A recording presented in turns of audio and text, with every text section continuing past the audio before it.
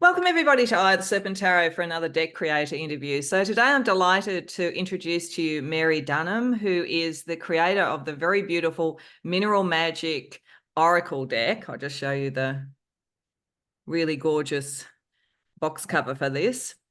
I came across this deck on Etsy. I tend to go through Etsy a lot to look for different decks and so forth. And to me, this was sort of like finding the Holy Grail, to be honest, because I love crystals, but I don't know a lot about them. And I've seen lots of really beautiful decks with crystals in them, but a lot of the time they don't have keywords. They don't have anything to really let you know. And so unless you're really aware of what crystals are and their properties, it becomes very difficult to work with the decks. So I've been looking for ages for a deck like this, because what Mary has done is that she's taken the crystal or the mineral and she's put in a whole bunch of information about its properties, connects it to astrology, the chakra system, all that kind of thing. So it's a one-stop shop for people like me who want to learn, so it becomes a learning deck, but also want to be able to use it quickly and easily in a divinatory setting. So I was delighted to come across this, and it's a very big deck. It has lots of crystals, again, not just the usual suspects, so to speak. So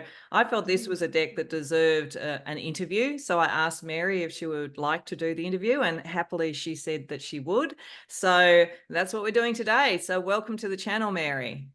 Thank you so much for having me. You're I really welcome. appreciate your time and your energy. You're welcome. So let's do the usual kind of icebreaker first question, which is tell us a bit about your spiritual, artistic, healing, whatever sort of is relevant journey, and how it led you to creating this deck.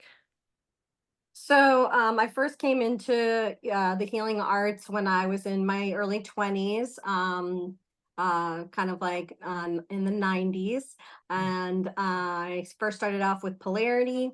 Then I started with Reiki, and Reiki kind of led me on a path that changed my life and turned me around for about 20 years. Wow. So I've been a Reiki master teacher for 20 years. And I used to work at a gem and mineral shop. I was a manager.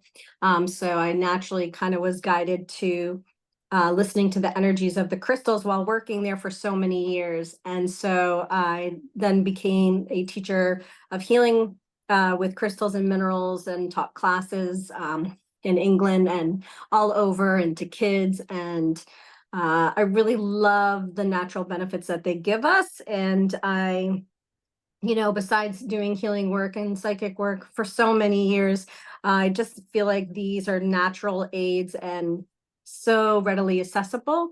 And so I thought I hadn't seen a comprehensive deck that spoke to me. So I was like, I think I should just make one Yeah, because good. there is so much to know. And so, like I said, it was like kind of like a hard place to stop with so many minerals and crystals out in the world. So So we that's will, why there's like so many. which is great. I love that. And we'll explore a bit of that. So, as I said, one of the things that drew me to this is that you put in so much information. You've got the chakras, you've got astrology, which I thought was really good to add in, and the properties of the crystals themselves and so forth. So, what made you decide to do all of that? Like, what was the design principle around having such a comprehensive? I mean, you do it really well. It's very succinct, but it really gets to the point, which people will see when we use it at the end. We're going to do some collective readings, everybody, at the end. I meant to sort of say, so hang around for those. But tell me a bit about the design. Well, of course, I've studied the chakra system for so long, and there's vibrational energy with crystals, which relate to the chakras. Then there's, of course, the colors of the crystals that can relate to chakras. And the thing about healing work and chakra work is, like, any mineral is good for any chakra, really. Mm-hmm. There's no wrong, and there is no right. But listening to, like, my background, I just was like, I feel like I want to give people a little bit more to chew on, instead of just like giving them some of the descriptions of what the benefits of the crystal could do for their psyche or their physical body, and give them like a mantra Mm-hmm. around the stone itself and what the stone kind of produces energetically. And then I dipped my toes into astrology for 15-20 years, and so I thought, for so many different signs, these crystals can benefit different signs, fire signs, water signs. Mhm. You wouldn't want to give certain minerals to people that are already super fiery. Yeah. Yeah. And so, or people that are super watery, and like give them super emotional stones. So there's things like that I thought about, and I was like, okay, well, I'll kind of relate some of the energy to how the planets relate to us, and make us feel. Yeah, and that's I love that. It really sort of adds a level for me because I'm using it primarily as a divinatory thing, as people will see, because there will be a pick a card tomorrow. If people are watching this the day that it publishes, using your deck, really showcasing your deck. And to me, I was looking at to use it for that kind of divinatory self-empowerment type of thing. But when you designed it, did you have a particular audience in mind? Were you thinking particularly of people who would just be using it to find sort of crystals to do healing, or were you thinking about people like me who do divination, or who were you designing it for? Well, I used to work at a metaphysical store for a number of years. I had Mhm. my Reiki clinic in a metaphysical store for 10 years. And so, like I said, I hadn't really found a deck that kind of spoke to the way that I work with minerals and crystals and how I teach about them. And so I wanted them to be an accessible tool that was simple, but a kind of like cut to like all of the basic layers that they can kind of give people different foundations to springboard off of. Mhm. Um, and so, and also to familiarize like yourself with, most people know quartz and amber and amethyst and like, tourmaline Yeah. and, smoky quartz and all that. But like, there's so many more incredible stones out there. So I wanted people to be able to identify them, like see what they look Mhm. like. And, I was a photography major, so I had a lot of fun with like, you know, trying to make them look as I mean, it's not Yeah. hard No, to you have make made them crystals really look beautiful. fast, People but will see. It yeah, is very artistic. yeah. Yeah, I love that. I love when there's breadth, and I love when I was going to learn anyway, because as I said, I was a bit of a newbie when it comes to crystals. But one of the things that did draw me also to your deck is that you have all this wide ranging different sort of ones I hadn't heard of. And I love that I have a few now, gods and goddesses and mythology decks that actually have creatures I've never heard of, which I love because I kind of had a very broad classic education. So I know a lot of the usual suspects, as I say, but it's really wonderful to find something that's broader. So for me, this is a cornucopia because I didn't know much about crystals to start with. But even for people who know, as you say, the main ones, this is a real learning tool. So given that, how did you decide, like what ones to include? And maybe do you want to show people a few of them, maybe some of the really different or lesser known ones, so people can see the artwork, but they can also see the breadth of this wonderful deck you've done.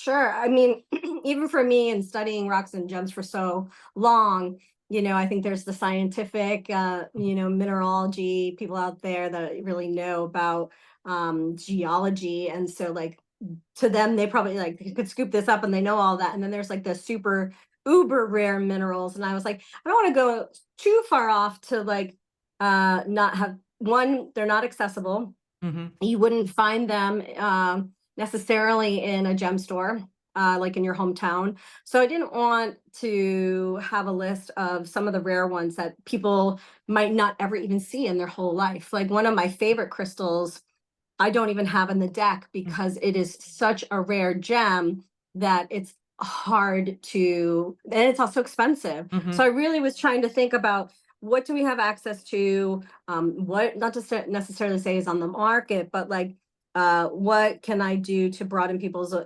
kind of range of minerals and crystals. And not only that, I put some fossils in there as well. So Mm-hmm. trying to get them to realize that it's not just high gem quality stuff and the things that people can afford to get, Yeah. because Yeah. crystals are not cheap. So, That's true too. and So as they shouldn't be, because there's a lot of work that goes into the mining and getting them. And so, yes, yes, um, yes. And they're but valuable. some of Yeah. the ones that I pulled out that, and I feel like as people learn more about minerals and crystals, they kind of become more popular and they become like on the scene. And Mhm. so, because then when people start asking for them, that's what people are going to go out and buy, like in, the different shops and stuff like that are going to start carrying them. But like ammonite, right, for Mhm. instance, is a fossil and it's, 250 million years old. And Wow. so many people have kind of seen these because they're shells and they're, based off of kind of like the nautilus and stuff like that. But they have these beautiful chambers. And so this is like one that I thought was really important to put in there. They're a very popular fossil, but for Mm-hmm. like crystals and minerals, some people may not know that, and they're very powerful now petrified stones. Mm-hmm. The other one that is really rare, but you can find, which is called fulgurite. Mm-hmm. And it actually happens when lightning hits sand. So Oh. so it's like super rare because it has to happen from the sky, and it Mm-hmm. forms this beautiful crystalline tubular pattern when it hits the sand. So it's kind of magical. Yeah. But they're extremely super fragile. And so when you buy one, they can break very easily, but they're beautiful structures. So some of those are rare ones. Celestite, which is kind of like a very powerful Pretty. stone and crystal that a lot of healers use, and people that are empathic. And so I picked some stones that I know that could work really well for healers and stuff like that to put in the deck. Brilliant, beautiful. Can I just ask the one with the lightning, because that really fascinates me. I haven't come up in any of the readings I think that I've done so far. So what's its properties? What does that create energetically? Well, I mean, it's like I'm electric, right? Or, Mm. I put Halley's Comet, I'm electric, Mhm. kind of like something that's running through you. Like it's like going through a course, right? And so it's relates to all your chakras, and it's really rare. So like it's kind of like when things in your life are kind of like opportunities or things that like you would want to just like ignite yourself and kind of Mhm. go for it instead of like procrastinate and stuff like that. So just like, what does the energy of lightning make us feel like, Yeah, right? that's When what you I was see thinking. it, it's Yeah. electrifying. Oh, wow. It's like an awakening. So those are the types of things that like can make people kind of relate to that as like they think about like where they are in their life. Brilliant, brilliant. Yeah, that one fascinates me. I just literally finished filming and then sort of putting out to the world a series called The Lightning Path, which is based on the Oh, Kabbalah, cool. because from like the creator down to earth, it's the passageway through the tree of life is called the lightning path. So it's just this Yeah. interesting synchronistically that you chose that one. So okay, so how do you use the deck? And then also, like, what feedback have you had from people who've used it? So like what in practical terms? Because as I say, for me, I would use it in a divinatory way, and people will sort of see that in the pick a card. But this is a very Hmm. broad range deck. You could do a lot of things with it. So what do you do with it? Yeah. It's interesting. Some people like I have them out in my studio for people Mhm. to play with and stuff like that. And they actually have taken them home with them. I was like, oh, Oh, that's great. okay. You took the card. It spoke Yeah. to you so much that you needed to have it. Some people they send me photographs of like how they've used it, and some of them actually like put it in their visor Oh, wow. for their car. And Uh-huh. so it's kind of like a reminder. Some people put them on their altars, like Yeah. when they're kind of like creating like their own manifestation energy that they need in their lives. And then some people will just like do the traditional shuffle, kind of close their eyes and kind of think about like the energy that they're kind of needing to support their lives. And Mhm. so those are like the basic things that like I use them for. I bring them to a party too, Mhm. or if I have like a women's gathering, I'll bring the deck and kind of like just have it there, especially like if it's new moon energy or full moon energy. And just like I like sharing it with people. Mhm. So to me, it's more exciting for me to see how other people react to it. There's one time I had it in my studio, in my tattoo studio, and I always kind of suggest, oh, while people are waiting or if they're watching somebody else get a tattoo, I said, yeah, go through the deck and pick one out. And I had a young girl um who picked this card, and it represented like fear of dying and all these other things. And like she got really quiet, and she's like, yeah, no, I've been feeling like that for like months now. And so it was like Ah, kind of really yeah. amazing. Like, I was like, well, I don't know if that's going to relate to her. And she just kind of opened up. And so I feel like the opportunity of working with minerals and crystals and having people meditate with crystals, you can, I have the little writing on the back of the box that Yeah. says, even if you don't have access, right, to these minerals and crystals, like some people don't even have like a big collection, Mm. just by looking at them, like it's no different. right? Yeah. Like, when you see like a happy kitten photo, how does that make you feel? Or a Yeah. video of like Yeah.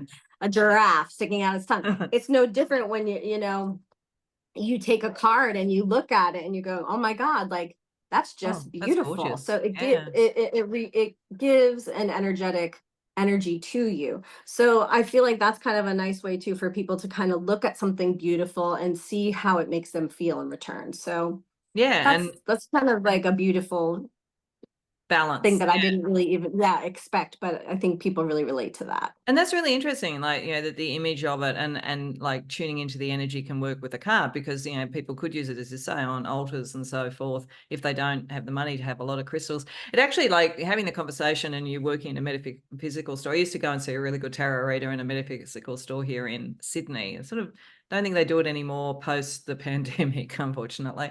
But I just suddenly thought, in that particular store, there's so many crystals, and I'm sure it was the same where you were. When you're working there, is there any confusion in the energy with so many, or do you have to kind of like focus on one to get their energy? It's like, how does it work when there's so many all around you? Yeah, I mean, if you work in a store like that, Mm-hmm. it's funny because the quiet actually becomes so loud. Yeah, yeah, I could Right? imagine. Because it's like when you're quiet, and it's like I always say, if you worked in a florist or if you work like with in a rock and gem store, it's like it's a very peaceful place to work. And then it's like if you're quiet enough, you can start to hear like they start singing in their own ways, or Wow. like you gravitate towards them because they call you. And so I kind of found it funny when people are like, I don't know what to pick. Well, which one is good for me? And I'm like, I think your body knows. Yeah, Just listen and allow yourself to pick it up. And yeah. there's really you're going to get in the way of yourself if you're like, oh, I got to read in a book to like tell me what I need. No, just Yeah, let yeah. your body show you. So Yeah, well, that's shuffling the cards, your spirit find it and so forth. So on that sort of thing, with this deck, do you see it primarily as a kind of spiritual healing deck, or a educational deck, or a self-empowerment deck, or a divinatory deck, or all of the above? Like, how would you describe it in an elevator I pitch? would say, yeah, I would say all of the above. I mean, I think that like one I wanted to come at this from a healing perspective and how people can broaden their horizons with like their healing practices and learn about the gems and minerals and how they can use them, like as I have like where they would be best suited on the body in the healing ways, on the chakras. And so ideally it was more about the spirituality Mhm. around how we can use minerals and crystals. And as I was developing the deck, it kind of also showed me its own thing that it wanted to do, Oh, right? So, oh, what was that? um, like I actually created this whole deck, walking. Oh, okay. So, Mm-hmm. yeah, so I walked every morning in the woods, and I would pick one of the crystals that I knew I wanted to write about. And so I would just kind of have a walking meditation, and download with the Oh, crystals. oh, I love But it. so I feel like there's lots of ways, you know, they're from the earth, they're there for us, even though that they're under the earth, Mm-hmm.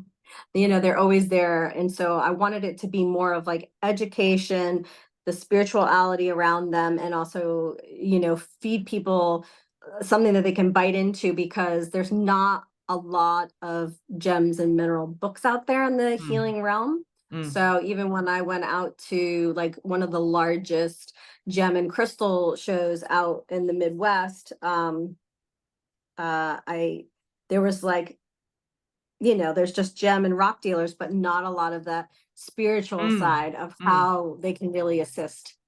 Yeah, that's right. And as I say, there are other decks. I mean, I have a deck that has some crystals in it with chakra stuff, but it doesn't have the astrology, and it's much more kind of just some affirmations and so forth. And there's a lot of decks that are smaller and have a range or whatever. But what your deck has is kind of everything, or not every, obviously not every crystal ever, but like this Right. much broader thing that allows for this quick access, which to me is really helpful when I'm dealing with a number of different decks in a reading. It kind of like I can connect it themically and so forth, and use it themically, which is how I've done it for the pick a card. So the whole reading opens for that. One thing I wanted to say really quickly to people is look at the Yeah. back of this deck. Is that it's gorgeous. I think I say that a few times in the pick a card. So beautiful deck, wonderful piece of work. Thank you. Not wanting to pressure you, but are you thinking of doing any other sort of decks at any stage, or is this the thing and you might just expand it? Like, any plans? I thought about it. I'm not sure. I thought about doing something with like Reiki, and kind of creating a Reiki deck. I'm not sure about, I thought about actually turning this into a book, you know, and then expanding it with more crystals. And then, yeah, I'm not sure. I've been writing a Reiki book, and so I've been working on that for years. And so I'm not sure about another deck, but I definitely thought a Reiki deck would be really helpful, since that's a pretty accessible healing modality that's been Yeah, around and for I a don't know while. that there are. I don't know that I've come across any. Maybe I haven't sort of looked in the right places if there are, but that would be, again, I don't know much about Reiki. My brother studied Reiki, but I didn't. So it would be a great educational thing for me. Not that, what I want matters particularly, but if you do I'll it, get on it for you. get onto it right now. Yeah, exactly. Yeah. So before we get into kind of the doing the collective readings, to sort of show it in action, a couple of things. Firstly, I have in the description box, I will have the connection to your Etsy store. Is there any social media links that people can know about, anything like that, or is the best thing to just go to your Etsy store? You can go to my Etsy store. I'm also Mary Smiles on Instagram, theeyeofhenna.com, and 13 Moons Tattoo Studio on Facebook and on Instagram. So, or on TikTok, Mary Smiles. So I have lots of different outlets, but Etsy's the best way to buy them. Yeah, brilliant. Okay, so beyond that, is there anything else that we've missed in talking about this, about the deck, that you'd like to share before we put it How into about the action? holographic Oh images? yeah, it's pretty cool. Yeah, look, I mean, everything Yeah, about that this was is kind of, beautiful. Like, yeah, see how I big it know. is, everybody? Oh Look my at that. God, so pretty. Yeah, Yeah. so I think that like the book also has like lots of different ways that like people can use making elixirs, Yeah. Oh. and also how they can use them like on a daily meditation, and doing crystal meditation. So like if they have access to some crystals, and just kind of like how to do different healing, training themselves how to use crystals in a different way. So it's nice to kind of broaden people's horizons on how they can use them. Yeah. Brilliant. Okay, so let's give it a go. So what we decided to do, everybody, is kind of just do a couple of collective questions, and each say draw a card for each, and then talk about what it sort of says and what we get from it and so forth. So I'll let you know firstly the two questions, and then we'll go one by one. So the first question is, what energies can support the collective in the current sort of fast-paced information overload world? Because I think we'd all agree, like, everything's going so fast and so much is going on. The second question is, what focus for healing and self-empowerment is best for the collective to concentrate on now? Because if we get a couple of crystals, it'll tell us something pretty clear about that, I would think. So let's do that. Mary, let's each shuffle and draw one card for the first question, which is, what energies can support the collective in this current fast-paced, full-on environment that we all live in at the moment? Okay, I'm gonna put mine all back in just in case we pull the same card. Yeah. Okay, and I've got a nice one. I won't say what it is till you get yours.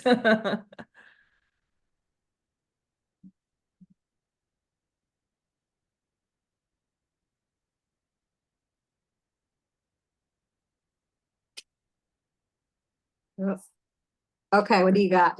I got opal. Ooh, that's interesting. And I'll say this, and then, so this says, I am potential Jupiter. So I really like that. That's what I mean. Yeah. Of course, Jupiter can expand too much. So it is balancing off all the information, but seeing as a potential. And what you've written here about it says root and throat chakra and the aura raises prana, the life force energy, unearthing work, cracking open, a beauty in revealing and diving deep into possibilities, manifestation of opportunity, shine, let go of your heart outer shell. So I think that's a pretty clear message of, don't get overwhelmed by it. Allow it as a possibility to look at what your potential is and what you can do in the world. Yeah, and I would piggyback on that and say, I feel like people are becoming more empowered now to speak their truth, Mhm. and to be embodied and kind of reveal like the Yeah. things that they hide and their shadow selves, and being a little bit more, forthright in the world. So that's like, you don't see an opal until it's Yeah. cracked open. You Yes. don't see the beauty inside until it's Oh, revealed. yeah. Yeah. Yeah. Yeah. Beautiful. Yeah. And what did you get? I got zeolite. Oh, wow. Cool. Yeah, zeolite. I am healthy, Venus, moon, all chakras, a conglomerate mineral. So that means like there's multiple minerals within it. Mhm. Um, it has positively charged ions. It stabilizes the frequencies, and it's good for healers and light workers. And it's connected to divine intuition. A healing stone for the 20th century, There you go. alkalizing, antimicrobial, and helps detox from radiation, carcinogens, and heavy metals. There you go. Yeah, I know you zeolite because it used to be in a skincare range that I used to be able to get here in Australia, which was lovely. Yeah, and Unfortunately, zeolite yeah. actually has been used for cancer treatments as well. Ah, there you go. Well, certainly it was great skincare range. Unfortunately, I think again with the pandemic, certain sort of small businesses closed down, which was very sad. But that's amazing. So that's suggesting that there is that healing energy as well around this and being able to deal Yeah, with that. So that's good for this collective. It's all fine, everybody. So totally. then, given that, what focus for healing and self-empowerment would be best for them to focus on? So you maybe draw yours first, and then we'll do it in the Okay. direction.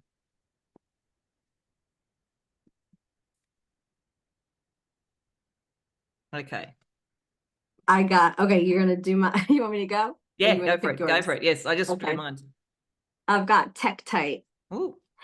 which is actually a meteorite. So Mm-hmm. when they fall from the sky, interdimensional space, astral plane, all chakras for fast transformation, a substance of metals and elements from outer space, can help with transportation and transcendental meditation, bring you into the higher consciousness and change the frequencies of your body.